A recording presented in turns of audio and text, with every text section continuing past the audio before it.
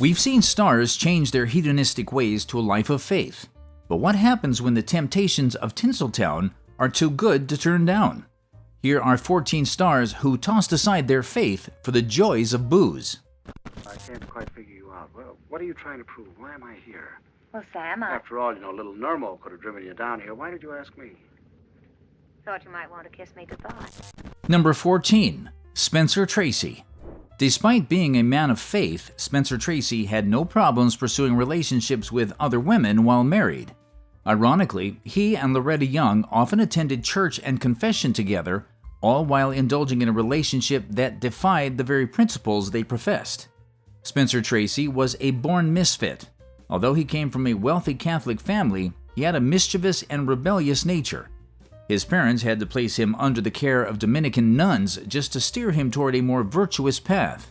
Later, he attended Jesuit academies, which he claimed helped curb his unruliness.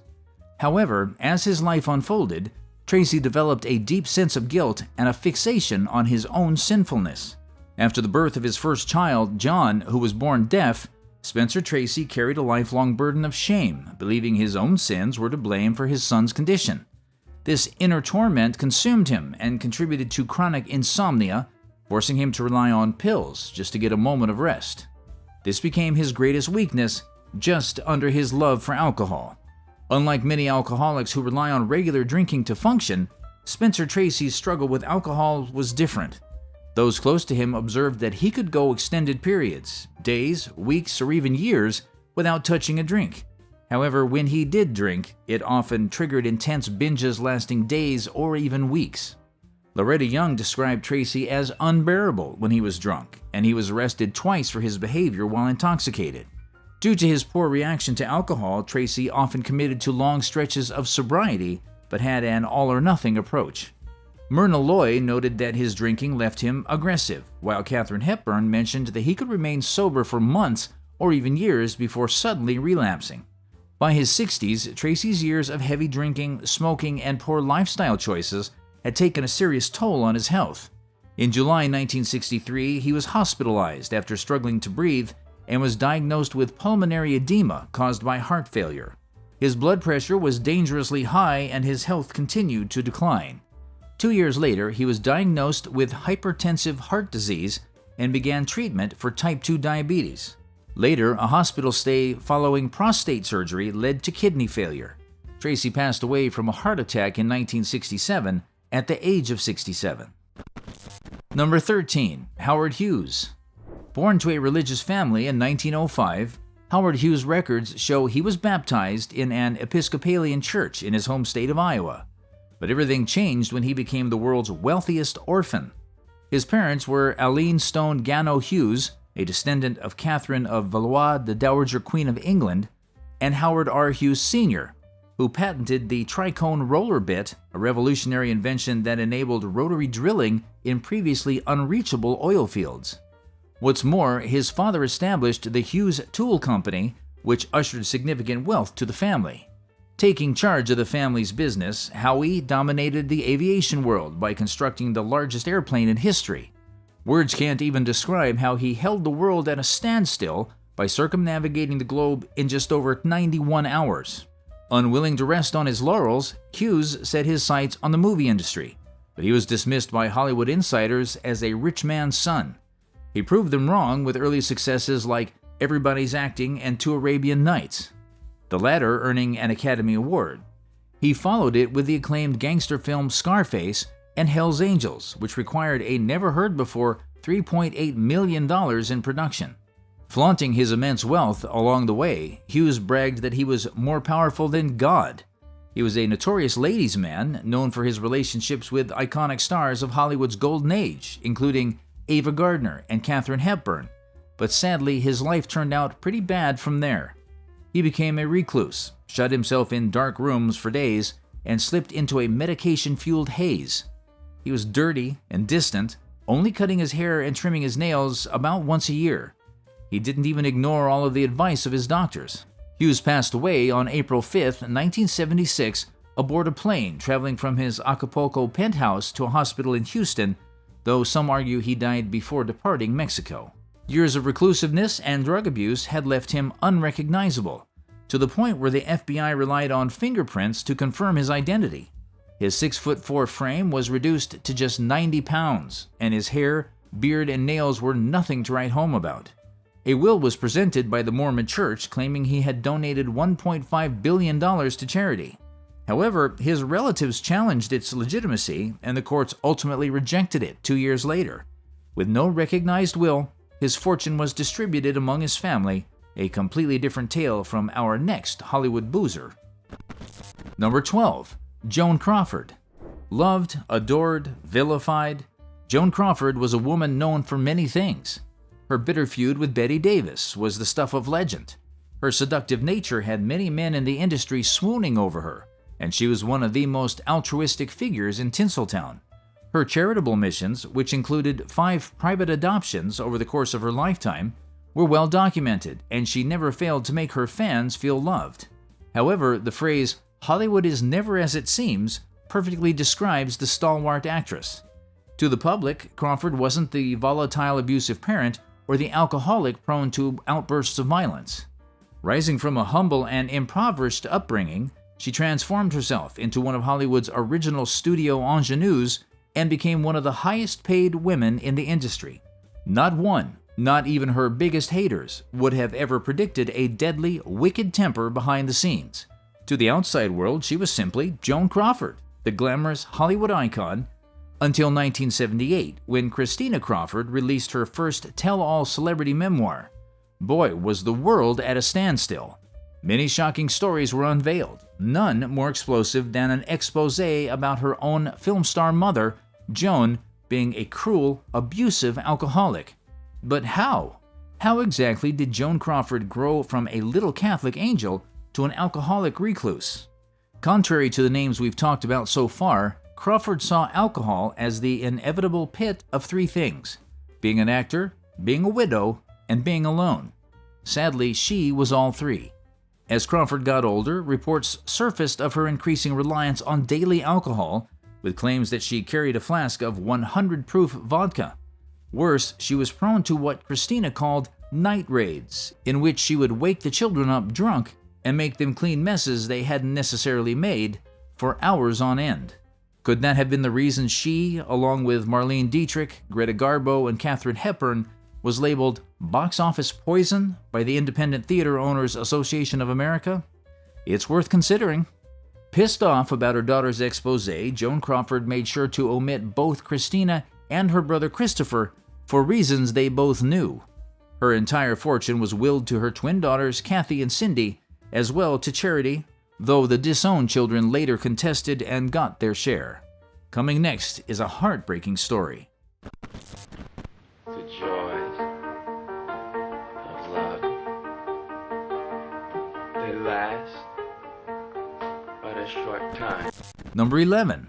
Montgomery Clift. Sensible, vulnerable, brooding, and notably single. These are just a few of the words often used to describe Montgomery Clift, the enigmatic Hollywood heartthrob who captivated audiences in the 1950s and had the entire industry at his feet. As a 4-time Oscar nominee, Montgomery Clift sat at the pinnacle of the industry. His talent was blazing, and few could match his depth and intensity. Though his life was tragically cut short by alcohol, it's the journey to get there that truly brings a tear. Decades later, biographers still grapple with the complexities of his personal life. His isolated, hidden romances, his peculiar delusions of ancestry, and his heartbreaking downfall. We can never fully understand the enigma of a star, but we can trace how Mr. Clift went from being a religious man to a drunken shadow of himself. Known affectionately as Monty by those close to him, Edward Montgomery Clift was born on October 17, 1920 in Omaha, Nebraska, the birthplace of enigmatic Hollywood legends like Fred Astaire and Marlon Brando. His family were devout Protestants and very supportive of his talent and career choices.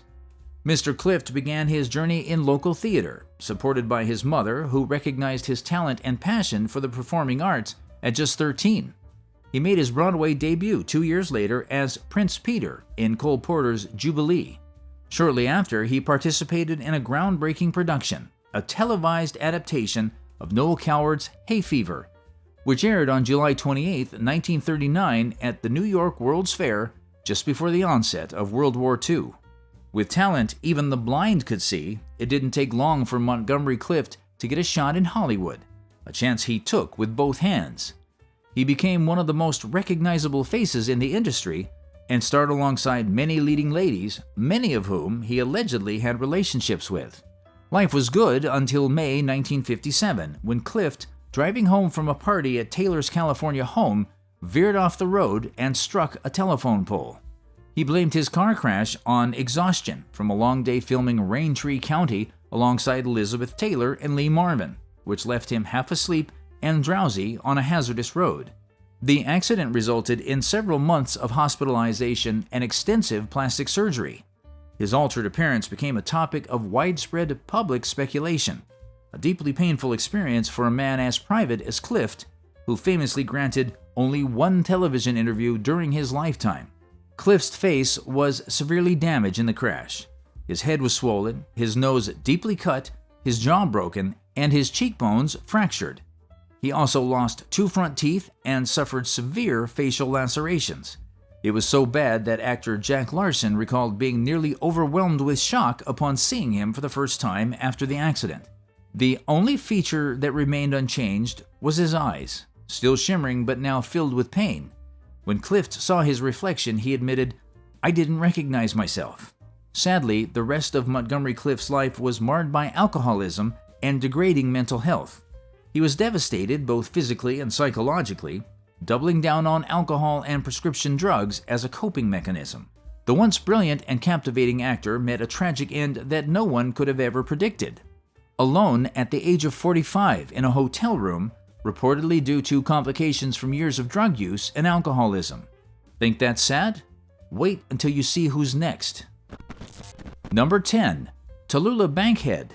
Raised in a strict Southern Baptist household, Tallulah Bankhead seemed destined for a conventional life. Instead, she forged a path so rebellious and flamboyant that it shocked even her contemporaries in the golden age of Hollywood. She was a notoriously heavy drinker, drug user, larger than life, and a celebrity before the term became commonplace. But isn't that what made Tallulah so loved and adored? As the daughter of a politician, she embodied a range of identities: classic Hollywood icon, celebrated West End performer, sharp wit, unabashedly free-spirited, a gay icon, and later, a talk show host who captivated audiences with her charm and audacity. But behind all of her success was a deep tragedy lurking from the very beginning. Her 21-year-old mother passed away from complications following Tallulah's birth.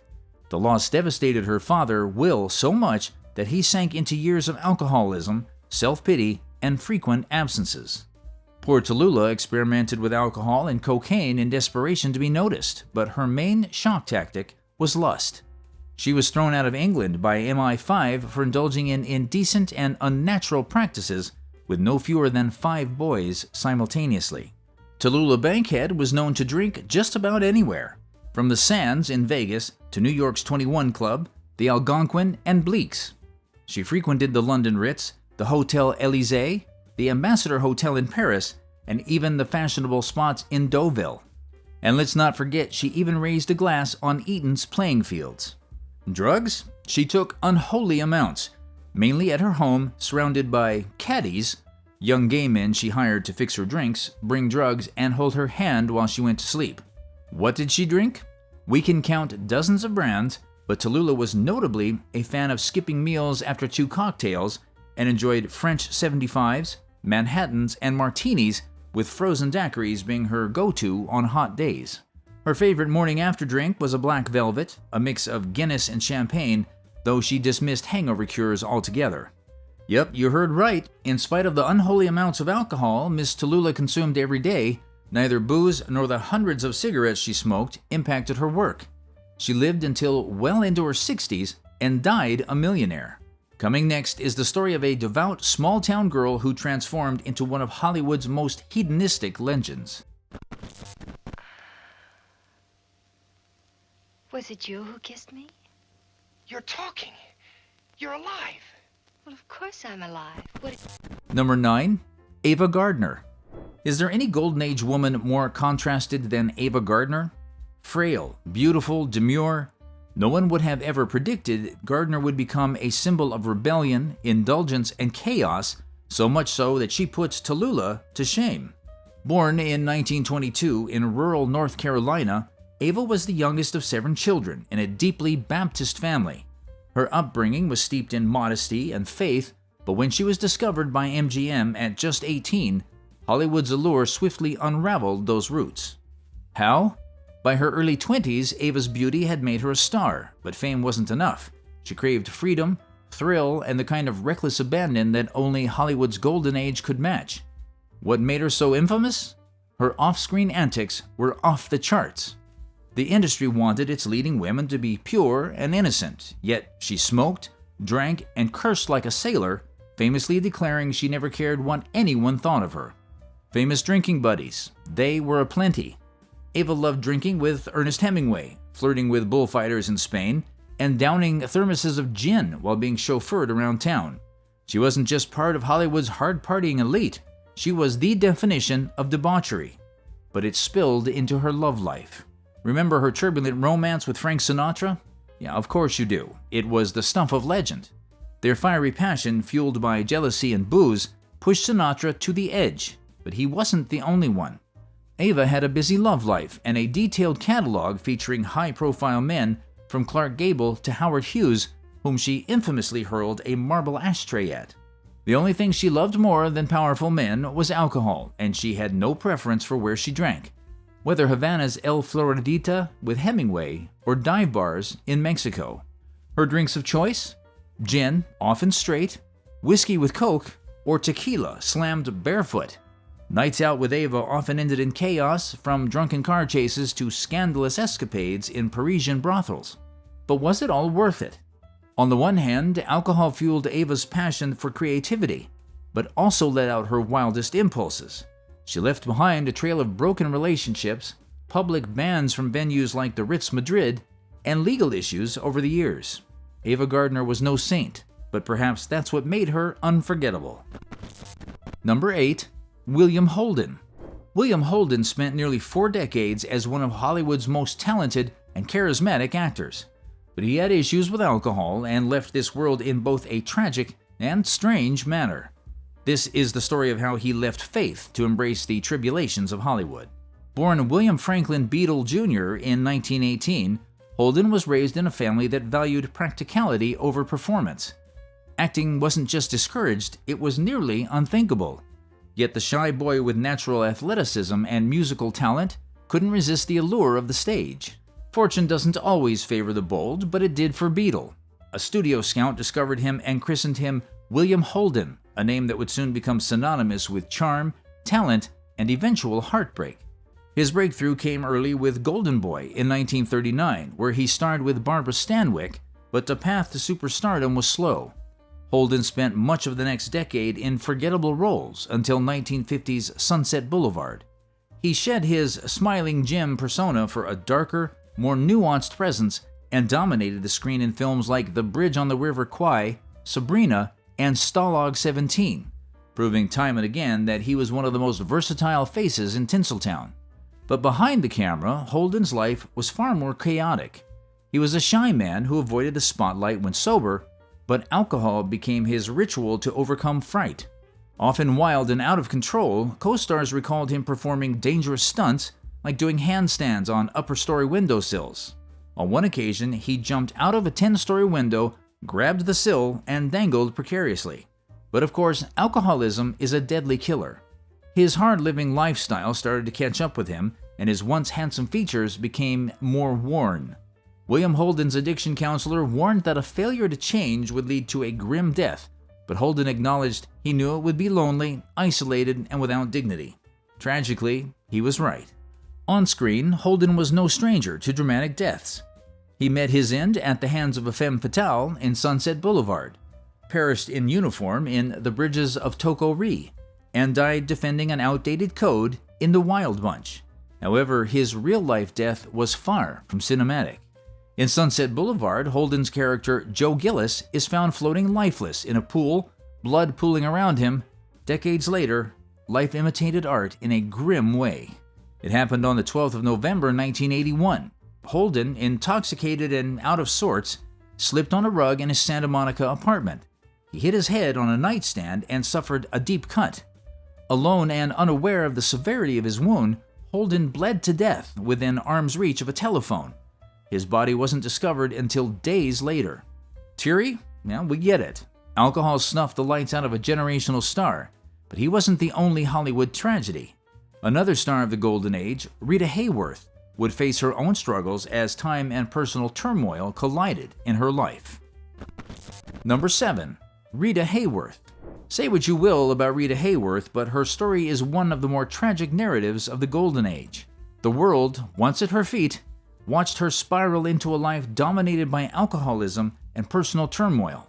It all began on October 17, 1918, the day Margarita Carmen Cancino was born.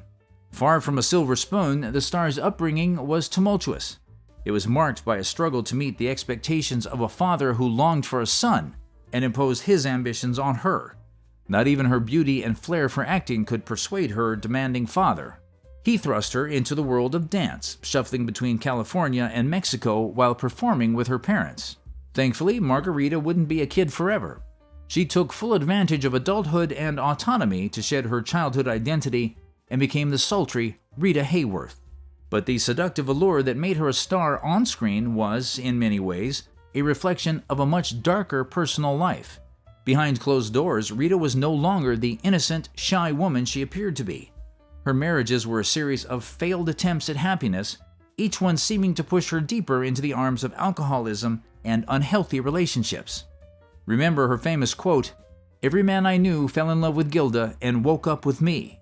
As enthralling as it sounds, that singular quote was the sad reflection of her love life. People loved the iconic character she portrayed, but not the woman she truly was, an alcoholic.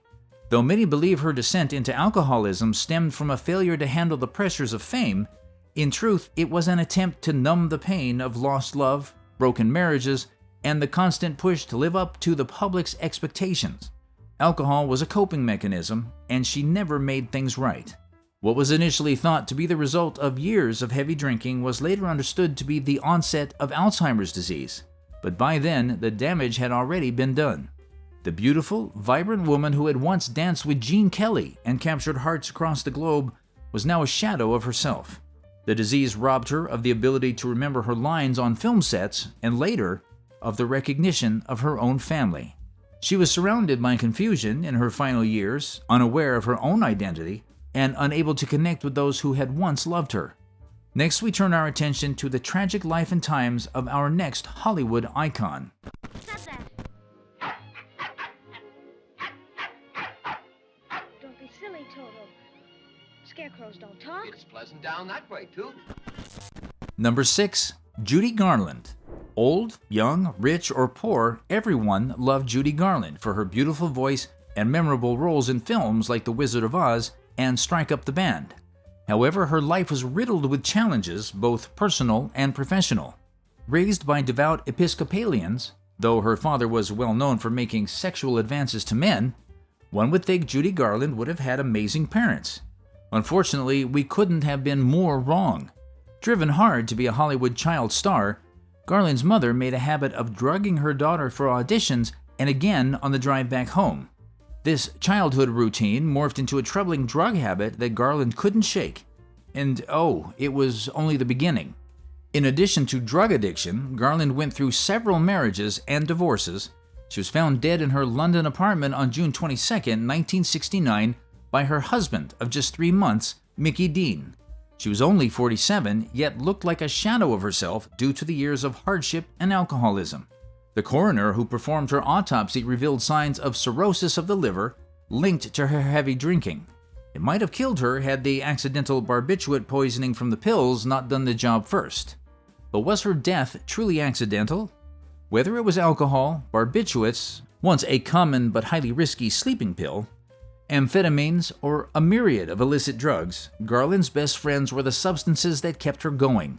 She infamously used them during her wild nights in 1960s London. But aren't you curious about how it all began? Before the tough times hit, Garland was just a girl working on films at MGM alongside the youthful Mickey Rooney. She had to attend countless parties and film premieres instead of attending high school like other American teens. This grueling work schedule was fixed by instructions from her mother and studio head Louis B. Mayer, who prescribed a combination of pills, stimulants to keep her awake, and sedatives to help her sleep, creating a dangerous dependency. These and many more were reasons why Garland tried to take her own life at least 20 times, as claimed by her ex-husband and film producer Sid Luft. Garland was also hospitalized numerous times for various health issues, including nervous breakdowns, injuries from drunk falls, and vocal problems like laryngitis. Before we dive into the final 5 alcoholics, consider subscribing to the channel and turning on post notifications so you never miss any of our amazing videos like this. Done? Perfect. Here's number 5. Bette Davis. Ah yes, Bette Davis, the iconic actress known for her fierce performances in classics like All About Eve and Of Human Bondage.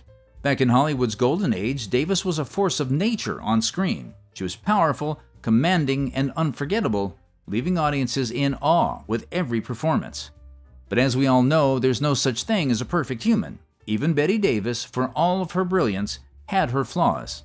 Yes, she amassed an extraordinary career, making over 80 films, but her personal life was another story, often overshadowed by the chaos of alcoholism. Think we're exaggerating? Look no further than her marriage to Gary Merrill, her co-star from All About Eve. At the time, both Davis and Merrill were heavily addicted to alcohol, which turned their once glamorous marriage into a volatile and abusive relationship. Davis, often portrayed as the strong-willed, no-nonsense woman on screen, was reportedly at the mercy of Merrill's physical abuse. They eventually divorced in the 1960s, but by then the damage had already been done. 2 staff members from the Davis-Merrill household revealed unsettling insights into the home's atmosphere, claiming that the couple's toxic relationship contributed to the mental health issues of Davis's adopted daughter, Margot. While these claims remain unverified, things took yet another dark turn with the release of a tell-all book by her daughter, Barbara Merrill. It was the final nail in the coffin of Betty's pristine image. It paints a much darker portrait of the beloved star, revealing a persona that many had no idea about. What was it about? Apart from the well-detailed description of Davis's alcoholism, the actress was described as emotionally distant, at times cold, and a troubled, difficult figure by the end of her life. Yet, in spite of these revelations, Davis's brilliance as an actress could not be denied. She continued to deliver unforgettable performances in the later years of her career, including Hush, Hush, Sweet Charlotte, even as her personal life spiraled. By the time of her death in 1989, Bette Davis had firmly cemented her place in Hollywood history, not only for her unparalleled career, but also for the complexity of her personal narrative. As we fall the curtains on the life and times of Bette Davis, it's only fitting to set our gaze on yet another legendary figure, a woman who, just like Davis, was eclipsed with an equally dramatic personal life fueled by alcoholism.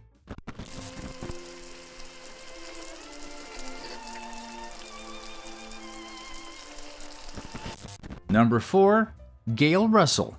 It hurts to say this, but Gail Russell might just be one of Hollywood's most notorious boozers. As a child, she was quiet and self-conscious, finding joy in painting, watching movies, and staying out of the spotlight. However, everything changed when her family relocated to California when she was just 14. Legend has it that one day, a high school classmate of Gail's hitched a ride to Balboa, California. During the ride, he spoke highly of her and even claimed she resembled the renowned actress Hedy Lamarr. But here's where things get interesting. The driver behind the wheel wasn't just anyone. It was William Meiklejohn, a Paramount executive. Intrigued by the striking beauty he had spotted, he quickly sent a talent scout to find Gail and offer her a screen test. Although the reserved Gail wasn't particularly eager, her mother insisted she answer the call. Despite having no prior acting experience, her screen test went surprisingly well. Paramount quickly signed her to a contract, leading to her film debut in 1943 with Henry Aldrich Gets Glamour. However, the weight of expectations proved too much for her.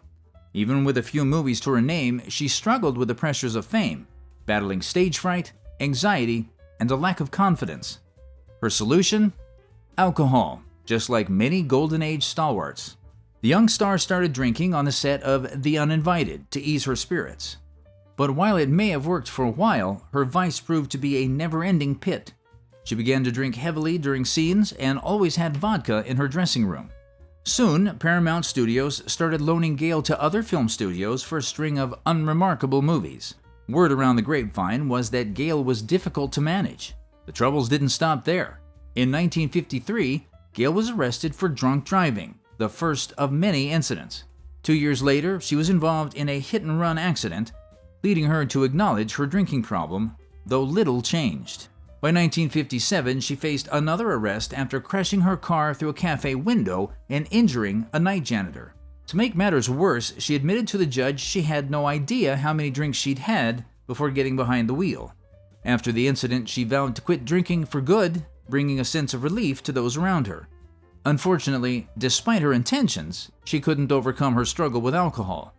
In August 1961, just weeks shy of her 37th birthday, she was discovered dead in her Los Angeles apartment, surrounded by empty vodka bottles scattered across the room. More heartbreak awaits, starting with Hollywood's very own retired Christian.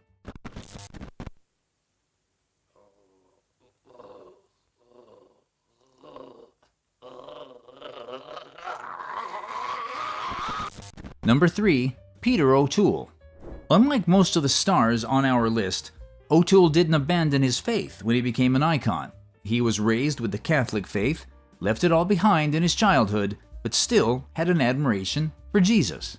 He called himself a retired Christian who prefers education and reading and facts to faith. But if you ask me, he just wanted to be free to booze all day. Remember his infamous first appearance on Johnny Carson's show? He had arrived so drunk that he barely lasted a couple of minutes, just enough to break his glasses, cut out, and run away. But his eccentrics matched his success. A staggering 18 Academy Award nominations, including performances in hits like Lawrence of Arabia. From the start of his career, O'Toole's love for drinking was no secret. He was said to be a drunk for the entirety of filming the 1964 classic Beckett.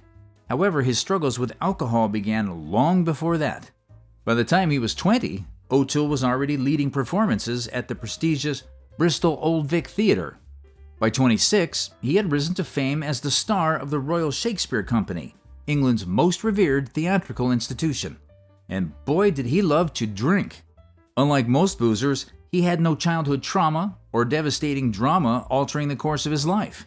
He just loved alcohol because it was fun, especially when he shared it with his friends and peers.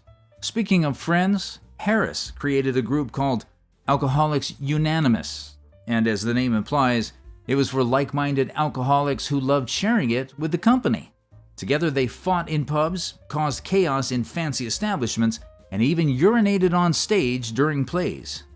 But perhaps two of his most legendary drink stories were when he claimed to have learned about JFK's assassination 22 years after it happened, and secondly, when he suffered a terrifying burn on his index finger without knowing how it even happened. Alcohol didn't just cost him a flawless finger, though. It severely damaged his stomach lining, and by the late 1970s, his doctor warned him that another drink could kill him. After several surgeries, he quit drinking for 10 years, but took up a new hobby, growing marijuana in his garden. Surprisingly, he lived until 2013, passing away at 81, and by then, he had returned to drinking beer. Coming next, though, is the Tasmanian Devil himself. Number 2. Errol Flynn. Surprised to see him here? Well, you shouldn't. Errol Flynn not only had a sense of faith in God, he wrestled with his faith like most people. He was searching for something better, perhaps inner peace. A lot of the papers, letters, and diaries discovered after Errol's death had a common denominator. He wanted to know if and why God existed. As a matter of fact, Errol was reading the Bible when he was with Earl Conrad, writing Wicked, Wicked Ways, and possibly until he died. Whenever he met a priest, rabbi, or reverend, he would pull out his Bible with all his bookmarks and make them explain the meaning of certain passages. However, behind the glamour of the silver screen and his inner search for God, Flynn's life was a wild dance. The proverbial playboy became famous for his countless scandals with women and alcohol, of course. Whether it was picking up the habit of drinking odorless vodka on set from Anne Sheridan or wooing Princess Irene of Romania, Flynn pursued his own desires with little concern for the consequences he left behind. The world was his oyster, and he made sure to savor every taste by drinking all over the world. He clinked glasses in Cuba, took booze in Malibu, flew to the Eve Club in London, and had wild fun in New York. On his private boat, he threw wild parties fueled by lust, alcohol, and cocaine. Matter of fact, if you look up eccentric in a dictionary, his name would have come up as the definition. He was once arrested on a drunkenness charge after stealing a cop's badge. From French wines to dark spirits to champagne and fancy establishments, Flynn had no limits when it came to alcohol. He even injected vodka into his oranges when he was banned from drinking on set. And when you consider the fact that he had several bottles of vodka every day, it's easy to see why his liver couldn't keep up. By his 30s, his heart and lungs had already suffered significant, irreversible damage. Sadly, Flynn's indulgent lifestyle caught up with him at 50 when he suffered a fatal heart attack. By the time of his death, his once vibrant figure had been replaced by a bloated, overweight appearance, a result of his unhealthy habits. The medics who performed his autopsy were surprised he even died at his age. It should have been sooner. Number 1. Oliver Reed. In the history of Hollywood's greatest drinkers, there's a special place reserved for Oliver Reed. Can you blame him though? He was one of a kind. His skills as an actor and ladies' man could only be matched by his love for booze, the latter of which sometimes eclipsed the former. For all of his strengths, he was complicated, to say the least. He loved alcohol so much that he once declared he didn't live in a world of sobriety. Born in southwest London in 1938 to a relatively religious, wealthy family, Reed didn't suffer as a child. He went to good schools and escaped the havoc of World War II. But by the time he got into Hollywood, Reed was the proverbial wrecking ball. He relished the challenge of out-drinking anyone and never shied away from it. He even created a concoction he dubbed gunk, comprised of a mix of every drink available in the bar where he was. Quite an interesting beverage, to say the least. Reed's drinking initially had no impact on his career, but eventually it caught up with him. He lost a role in a Steve McQueen film after vomiting on McQueen during a wild night out. That night, he and his friends reportedly drank 60 gallons of beer, 32 bottles of scotch, 17 bottles of gin, and more. Soon, his health deteriorated, and he became overweight, suffering from gout and kidney issues. He maintained sobriety while filming in Malta in 1999 until an unfortunate encounter that would kill him. Reed always said that the best class of people you'd meet were in pubs. But on this occasion, he met a group of Royal Navy cadets who challenged him to a drinking and arm wrestling competition. He hadn't even completed his drink when he suddenly collapsed. Everyone tried to resuscitate him, but to no avail. He died in an ambulance on the way to the hospital. He was 61 at the time. If you enjoyed this video, be sure to smash that like button and watch the current video displayed on your screen. It's going to blow your mind.